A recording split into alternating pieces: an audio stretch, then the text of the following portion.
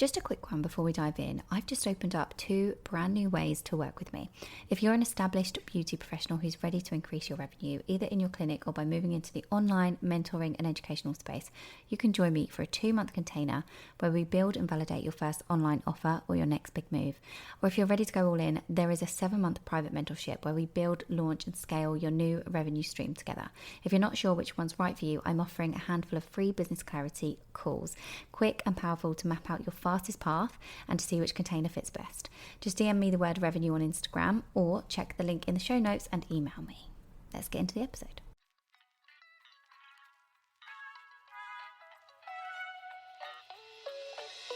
Welcome to the Beauty Build podcast with me, Zara King. As a coach for beauty pros, it is my mission to help you earn more, work less, and create an unstoppable mindset. This is the show where we explore all of that. So whether you're a seasoned pro or just starting your beauty business, this podcast is for you. So sit back, relax, and join us on the journey. And for more, get yourself inside my private community, The Beauty Build on Facebook. Hello, you beautiful human you, and welcome back to another episode. Thank you so much for being here.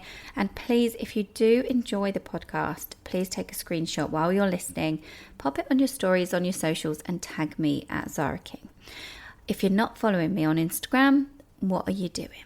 Have a little follow, tag me. I love it. I love to see who's listening. And I also love to reshare and say thank you because I am truly grateful for you listening and spending your time with me. Now, today's topic is there is actually a story that triggered this episode. We're talking about when you get negative feedback, and we're talking about what to do with it and why I don't think it's good to take it personally. And honestly, there is a story behind it. So I want to let you in. I told you with this part of the podcast, I really want to be open with you. I want to be honest. I want to be raw and real. And so I'm going to tell you a story that happened. I mean, to be honest, I don't know when this is going to be released. So I am recording in advance because we've got children on school holidays. I'm a mother of 3 over here. So we've got the 6 weeks to contend with. And so I'm not sure when this will be released, but it was a little while ago as we speak. So when you listen to this quite a while back, I had some feedback about the podcast, and it is the first time that I've ever received anything negative about the podcast. So as a podcast host, it is my responsibility to try and grow it. So I need to be interviewing different people, which I'd like to do.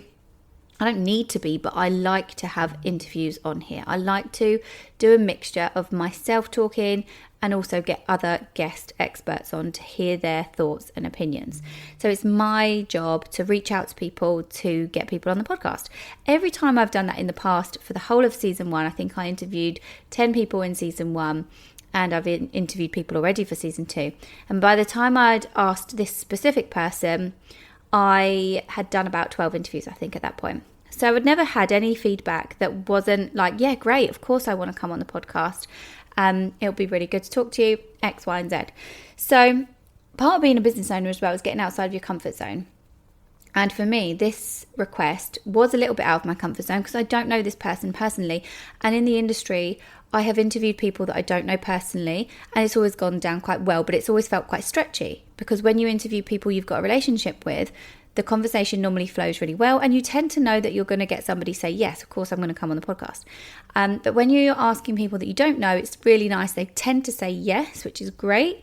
But if this person in particular that I'm talking about said no, and initially, I'll tell you the story. So first of all, I said, would you like to come on the podcast? I'd really love to have you on. I like your opinions about X, Y, and Z.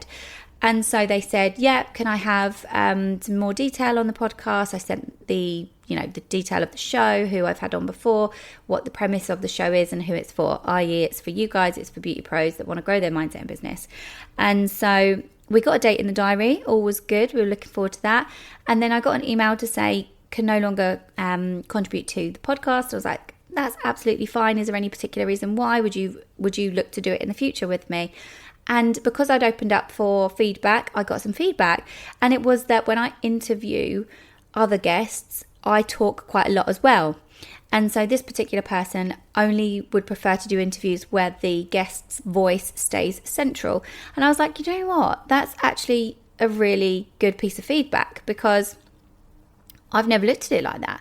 I do talk a lot during interviews, and it's because this podcast is a mixture of solo episodes and interviews, and it's all about my expertise and experience in my 14 years in the beauty industry, and also with others as well. And I love a little bit of back and forth and a little bit of open discussion and conversation and almost healthy debate. I really like it. And so that is what has triggered this. But we're going to get into how to deal with things like that, why it's not personal, and I will tie in what I did on the back of it as well for you. So if you have ever been told that you are a little bit too much or too direct, or you talk too much, like I've been told, then this is for you. So in relation to your beauty business, you might have clients say things like, well, that's too expensive, or you're too expensive. They might use that language, and that feels like it's hitting you and your identity. They might say things like, well, you used to be more flexible, or you used to be able to fit me in, or I liked it better when you did it this way, or when you had these products. These comments aren't about you, right? They might say, oh, I'm not happy with this treatment or XYZ. There could be different things all the time. There can be constructive criticism, there can be complaints, there can be a little bit of negative feedback. And that's exactly what I got. In the email, she also mentioned that when I talk too much in an interview, or when I talk a lot in an interview, I don't think they said too much, but they said it can come across patronizing to the guest, because the guest is on as an expert. And in my eyes, that was the part that made me feel like strange. I was like, wow, I'm not patronizing in the slightest. And obviously in this email as well, they did say, I know that's not your intention. Of course it's not my intention. It never would be. But it does still hit your inner, confidence, I suppose. It feels like it's really personal at first.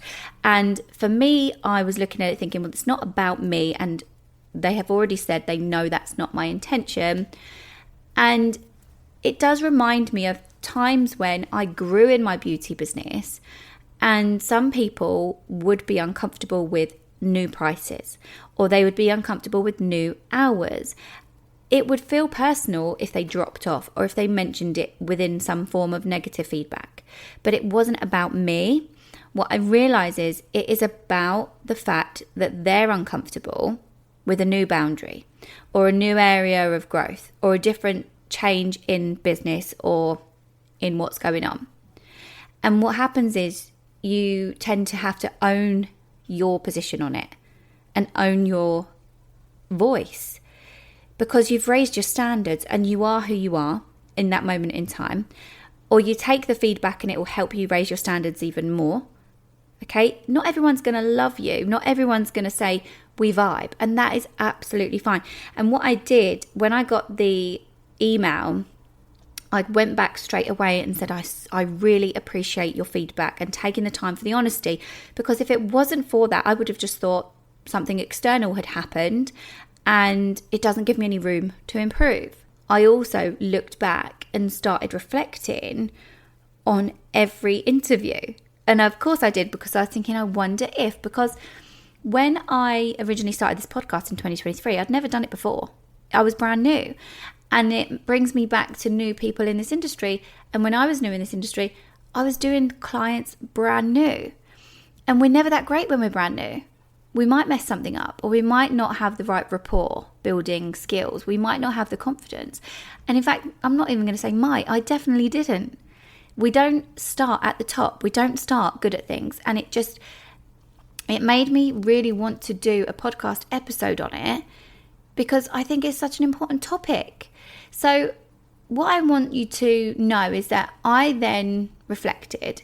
I didn't just shrink and feel really small and think it was personal. You know, I took it and I thought, I need to have a look. I need to learn. I need to grow. And if one person out of all of my listeners, all of the thousands of listeners, if one person has said that, I can still look into it and figure out how I can do better. I know it's one person. I even said to my mum, I was like, I've got this feedback and I'm really itching to put my AirPods in and tune into the pod and have a listen to all of my interviews. And she was like, you're being silly. You're absolutely fine. I said, no, I need to listen, right? Because I think that reflecting on feedback is the best thing you can do. So in your business, if anyone says anything about your business, your boundaries, your policies, your prices, your hours, the way you've performed a treatment, I want you to think about, A, is the feedback true? Can we reflect and figure out if we agree with this feedback? Because I wanted to know that straight away. I wanted to know if I actually agreed with it or if I didn't agree with it. And so that's one thing. Then there is there a pattern just with this person? With me, I couldn't do that because the podcast, I've never had any negative feedback. So it was good actually, because I thought there isn't a pattern here. This is good. This is a good thing. And so for you, if you've only got the one person that said anything about prices, you can ask yourself again, is there a pattern here? Or is this just a one-off? It might just be that it is one person's thoughts and opinions. But don't just think, oh my God, that's the be all and end all and their opinion is everything and it's hit my identity and I'm a problem. No, because you stand by your values and you stand by your vision, right? And whether that is to grow a beauty business in the luxury realm and your prices are higher and you've had one person give you some negative feedback, that one person probably doesn't fit into the vision. And you want to stand by your values and vision. And that is what I took from that feedback and what I did when I went back to the person. I stood by my values and my vision. And I said, the reason that I talk a lot during an interview, or I have done in the past, I don't always, is because this is a podcast that is a mixture of solo episodes and interviews to discuss and to open up a space, a safe space, because I would never be rude. And it's a safe space for people to gain insight and have a different perspective. That is what I said, because I think that is my vision and I wanted to stick to my values. I also said, thank you so much for the feedback and I will use this to continue to grow and develop and be better and improve and focus on that. So it's about having a look at the feedback and sitting with it without going absolutely crazy. Even though you still feel that little ouch inside when you initially get it, you probably go through, I don't know, I was a bit taken aback and I was like, oh, I was like, what do I do with this? Oh, it stings a little bit because it does feel personal. And then also, I had to ask myself, is this about me or is it about them? Because actually, an interview is a very difficult thing to do for the interviewee. When I've gone on podcasts and been interviewed before, I always worry about, my answers to the questions. Are they in depth enough, but have I spoken too much? Have I given enough value, or have I been really surface level? And so sometimes it might be that the person actually just didn't feel comfortable with me interviewing them, because it wouldn't just be that I would take their answer for gospel and then move on and be like, cool.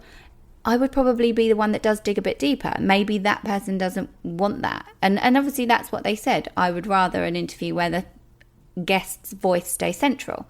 Now, maybe that's not necessarily a problem. Maybe it's that they are uncomfortable with that growth. And so that fear is being projected onto me and my style of the podcast. But what it did was it still made me relook at it. It still made me relook at it and listen and think, there are things that I can improve upon. And it was a really good kick to actually look back, because some of the time I haven't got the time because I'm busy with other things in my business, and the podcast is recorded and it's scheduled and it's uploaded and then we listen. And oftentimes I then don't look back and write down notes and think, I won't do that next time. I'll improve upon this. I don't like the way that sounded. Or I do love that and I'll do that and I'll do more of it. So it's about having that reflection piece and trusting yourself and just working on improving yourself, because that is how you grow and still stay true to yourself and stay grounded and stay, as I said before, rooted in your values and your vision for what it is that you're doing. I know for you that when you're building your business, your feedback that you get is not just going to make you feel like it's about the service. It's going to make you feel like it's personal. And that is why I've done this episode today, because I know that people will challenge policies. I've been there. I know that people can knock your confidence when you're in this personal care industry, and they can push on your boundaries. And sometimes you can question yourself and think, is this actually, am I doing the right thing? Have I done it right? Or do I do it? And I know this goes on all the time because I'm in the groups and in the membership, and people will ask me questions and tell me about client scenarios, and we do scripts and things together. So just to help you a little bit more with it today, I'm going to give you a couple of things to do in a couple of scenarios. Now, I think the first one is if a client does say, well, you're too expensive, because I know that you'll probably start questioning your prices and wondering, am I going to lose more clients? And that fear really does kick in, and it does become quite consuming. So instead of worrying too much, I want you to think about, number one, what is it that goes into your pricing? Have you done it properly? Because we need to imagine that we've got all of our overheads in there, all of our product cost in there, and our time. And don't forget your experience and everything you've invested in yourself. And if you need a script, I do this for case-by-case basis inside the membership. So if you want my support and you want to grow your beauty business, get inside the membership. That is all detailed in the show notes. But you can use this kind of script. This is one that I quite like for when people say your prices are too high. It's, I totally understand that that might not be the right fit for everyone, and that's okay. Or I totally understand that it might not be within your budget, and that's okay. My pricing reflects my experience and the results and the care that I give to every client. I really hope you find something or someone great within your budget, because you do hope that you find somebody great. Of course you do. But your prices isn't going to change just because somebody's told you it's a bit too expensive for their budget. But what I would say is number two, so the first thing was to remind yourself what goes into the pricing and make sure you've done it properly, because you don't want to be questioning yourself. The second thing, obviously the second thing was the script, I suppose. So the third thing is making sure that everything is upfront and everything clearly communicates the value to the client, not just leading with the price. Because so many times that is what will separate you from the competition. If there's nothing that speaks to the ideal client, if there's no value in your copywriting or in your descriptions on your booking system, if you're not actually speaking to their needs and what they need and want or don't want, it's just, they're just looking at the service title and a price, and therefore they're looking at you as if you're exactly the same as the person down the road who's cheaper. So that's the third thing I would say for you to do in that scenario. The second scenario, which I think is another really important one, is when a client questions your policies, like a deposit, for example, or a cancellation fee if that's how you do it, instead of taking deposits. But I highly recommend you take deposits instead. But what happens here is you straight away start to feel guilty. You start thinking, maybe I should be more flexible. Maybe I'm not allowed to take deposits. Is this even legal? You start thinking all of these things, right? Even though you know full well you're within your rights and the boundary was set because something happened and you needed it to be set, like you were stressed. We needed it. Things were not great. And we're treating our business like a business. That's what we do. So instead of worrying about this scenario and getting yourself into a state where you don't, you're losing sleep. Generally speaking, you're either losing sleep or you're losing money about these things. So remember, number one, your policy is not personal, it is professional. This is business, it's nothing else. Number two, I'll give you a little script. I would say to my clients, and to be honest, just to caveat this, everything has to be agreed to up front. So if you don't have a booking system, it's your responsibility to get them to adhere to those policies and agree to those policies before they even book in. They have to. Otherwise, you can't enforce saying to somebody, well, you're going to lose that deposit or you need to pay a fee. You can't enforce that if it's not agreed to up front. But for example, I would say to somebody, to protect everyone's time, I've got a 48-hour cancellation policy in place. That way I can make sure that I can offer that slot to somebody else and run the business properly or sustainably. And that's the best thing for everyone, because I value your time and I value my time. So that's the second thing. Use something like that makes you feel good. Okay. And the third thing is make sure that you are not relying on Instagram highlights to show your policies, please. This is so frustrating to see that people get passive aggressive on their stories and they're like, please refer to my highlights. I've had a cancellation today, but it's all in the highlights for you to see, because it's not their responsibility to make sure they've checked all of your highlights clearly to see all of your policies. And it just reduces the confusion, arguments. You do not want arguments and confrontation. And it just sets those expectations up front. That is exactly what you need to do. As I said before, you can't enforce these policies if they're not agreed to upon booking. You just cannot enforce them. So the last one I want to leave you with is when someone gets a bit more personal. I've had this before because my clientele did have a lot of friends and family within it. So you might come across a time when someone says to you, well, you used to do this for me, or, but not for me. That doesn't apply to me, does it? And it's always about the time or the price or fitting people in. And it's so frustrating sometimes, and you feel like you're letting people down. And this is where people pleasers really, really struggle, because you're scared of losing the client, but you're also scared of what people think of you. And you think they're going to think that you are uptight or greedy or, strict. And actually, again, you're not. You're allowed to do this stuff. So the first thing I think to remember is that it is absolutely okay to want to grow your business professionally and not be this friends and family based business. And I know it's hard in this industry because sometimes we do grow a business out of friends and family and word of mouth from the beginning. And when it evolves, it does get hard. However, it is well okay for you to be doing that, and you deserve to be doing that. So if you lose a couple of friends and family clients, it's probably a good thing. And that's the first thing I want you to note down and remember forever. The second thing is the script that I think you can use. And it's just a case of saying things like, you're right, I did used to offer that, but as the business has grown, I have had to make these little changes to protect my time, my energy, or the business, or my clients' time as well. And I really appreciate you for understanding. That kind of thing can go such a long way. Being open, being honest, saying it's just a reflection of the growth of the business and protecting your time, their time, everything else, that can go such a long way. And just hold your ground and be professional and don't get too in the feels about it. I know it can feel so personal, but try not to get into the feels. And it really is one of those mindset shifts that you need. And it comes with growing. It comes with seeing your business as a real business. And you outgrow people, and you outgrow your old ways of working, and you outgrow the old setups and the old, just the flitting about and doing things for other people when really you wanted to say no. You outgrow that people pleasing stage. But what that means is that you're doing something really good. Your success is closer, like you're getting to where you want to be. It means you're stepping into that next level version of you for your business.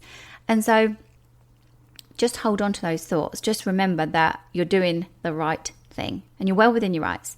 So just remember across all of those scenarios. So just to summarize, we have spoken about when the client says you're too expensive, when the client pushes back on the policies or questions, your policies and boundaries. And then also when you have like that awkward flexibility problem with a friend or family member. Oh, you used to do this for me, or that doesn't apply to me, does it? We've covered those. Listen back if you need to. But remember, it's not rude for having boundaries. It's not rude for upping your prices. You're offering a premium experience. You want everybody to be happy and you want to deliver a great service. You don't have to explain yourself all the time. You just need to be professional. And this is one of the things I always tell people who I work with is please stop explaining and apologizing. There is nothing to apologize for. So make sure you take note. It still will feel hard, but this is going to push you outside of your comfort zone. You're allowed to change your business. You're allowed to change and grow. And I love that. And also, you're not going to be for everyone. And that is the whole point. You don't want to attract everyone. You don't want to be for everyone. And over time, your ideal client does change.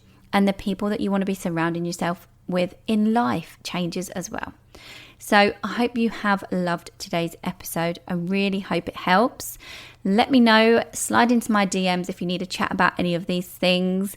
I know it can be hard to handle, and if you do need more help because you struggle with boundaries or taking deposits or client communication or even confidence in your pricing, of course, that is exactly what we focus on inside the 4-Figure Focus membership. That is where I teach beauty business owners to earn 4 figures a week in part-time hours. They have my pricing for profit calculator, so they know that they're doing everything just right. So if you need that support, come and get it inside the membership. Everything is linked into the show notes, and I will help you. I will help you grow your business because that is what you deserve. So I'll leave it there, and I will see you on the next one. Thank you so much for tuning in. I hope you enjoyed today's episode and gained valuable insights that will help you in your beauty business and life. If you did, please take a screenshot and tag me in your stories. If you've got any questions or comments, please feel free to reach out to me on any of my socials. The links are always in the descriptions. And don't forget to subscribe to the podcast and leave us a review. Your feedback helps us improve and bring you more and more great content. Until next time, keep building that business.